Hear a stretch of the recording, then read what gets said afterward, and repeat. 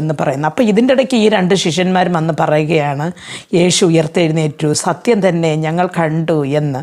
അപ്പോൾ ഇങ്ങനെ സംസാരിച്ചുകൊണ്ടിരിക്കുമ്പോൾ പൂട്ടിയിട്ടിരുന്ന റൂമിനകത്ത് യേശു വന്ന് നിന്നുകൊണ്ട് പറയുകയാണ്, നിങ്ങൾക്ക് സമാധാനം എന്ന്. അപ്പം പെട്ടെന്ന് ശിഷ്യന്മാർ ഭയന്ന് വിറച്ചു പോയി. അവർ ഒരു ഭൂതത്തെ കാണും പോലെ കണ്ടു എന്ന് പറയുന്നു. പ്രിയ ദൈവ പൈതലേ, പലപ്പോഴും ഇങ്ങനെ തന്നെയാണ്. യേശുക്രിസ്തു നമുക്ക് ഒരു ദർശനം തന്ന് അല്ലെങ്കിൽ നമ്മോട് കൂടെ ഇരിക്കുവാൻ വരുമ്പോൾ പലപ്പോഴും നമുക്ക് ഇത് ദൈവത്തിൻ്റെ വാക്കാണോ അല്ലെങ്കിൽ ഒരു ഭൂതത്തിൻ്റെ വാക്കാണോ എന്ന് തിരിച്ചറിയാൻ വയ്യാതെ നാം ഭയന്ന് പോകാറുണ്ട്. ആയതുകൊണ്ട് നാം ബൈബിൾ നല്ലവണ്ണം പഠിക്കുമ്പോൾ കർത്താവിൻ്റെ സ്വരം എങ്ങനെ ഇരിക്കും, കർത്താവ് എങ്ങനെ സംസാരിക്കും എന്നുള്ളത് നമുക്ക് മനസ്സിലാവും.